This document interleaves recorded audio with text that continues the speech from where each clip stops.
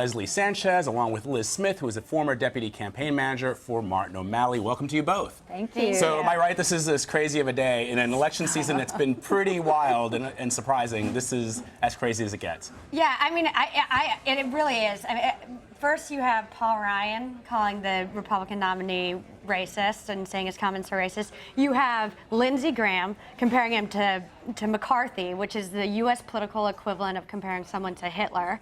And then you have Bob Corker, the senator from Tennessee, saying, well, he needs to pivot, he needs to mature. But I don't see how you pivot from being a racist. You know, I don't see how you unring that bell. So it really is a crazy, unprecedented situation. So is the GOP in trouble in terms of unifying their party, because everybody keeps saying, you know, a couple of weeks ago, it was when Donald Trump secures the nomination, he's going to be more presidential. He's going to talk about the issues. He even said, I expect that I can be more presidential when I get the nomination. But instead, while they want him to talk about, for example, the job numbers that came out this week, which was a good way to bring up some of the distinctions between the Democrats and the Republicans, the Obama legacy, they're talking about this, Leslie. This is incredible. It's absolutely incredible because it's a story of his own making. And by he, I mean Donald Trump. This is something that he brought up in a speech when he was in San Diego. He was not asked by the press. It was not an inquiry. It was not brought up by the crowd in California. He decides to insert this issue.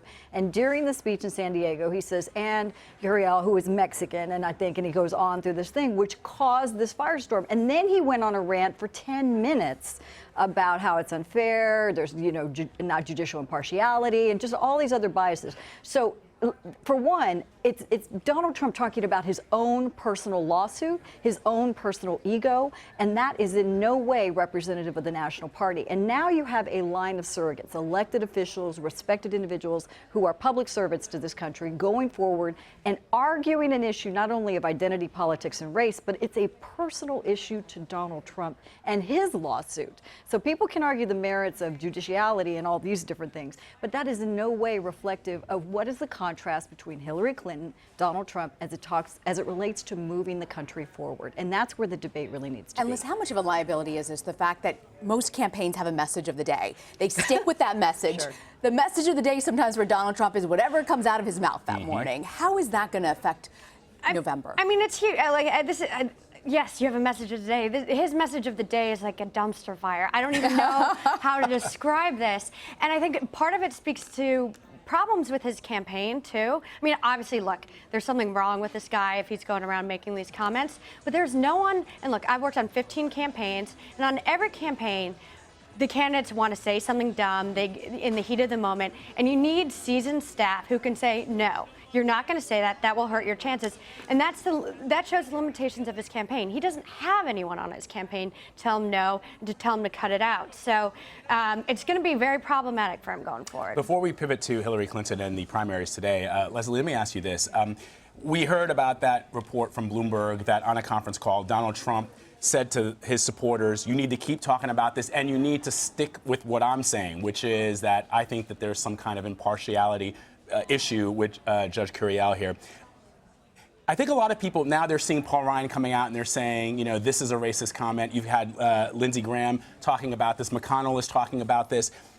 How does it appear to people who want to bring their country forward if the issues are bringing the Republicans back? In other words, you're talking about racism in a party that is trying to be more inclusive, trying to bring African Americans into it, and you have the Speaker of the House saying, these are racist comments, but I still endorse him. Well, there's a distinction, and it's very important, between a comment that is perceived and very much in agreement of the public consensus that is a racist comment, and it's a skewed view of the world that Speaker Ryan said, I will not defend, and calling someone out as being fundamentally racist in everything they do. I don't think anybody standing here has the authority to make that judgment on somebody else. We can say that statement is completely racist. I don't like that, but what are we talking about? Do you have a long history of this? Are you and to be fair, that's KKK? what Ryan said. He said the statement. Are you a member of the KKK? Are these other issues where we go, okay, you can be classified within a general realm that's what you are. So I don't I don't buy this argument, he's this or he's that. We should not be calling someone that. But you raise an extraordinary point.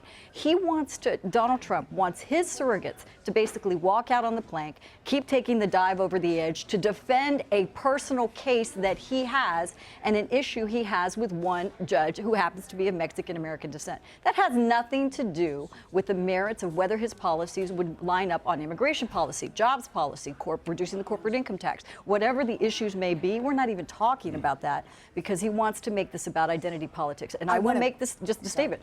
If Republicans choose to do identity politics like the Democrats have for the last 4 decades, we lose. That's just it. But it's not just one statement. In his announcement, he said that people coming over the border, he compared Mexicans to rapists. And so I think he's demonstrated a pattern of very troubling statements, and I think that points to something deeper than just one fight with a judge.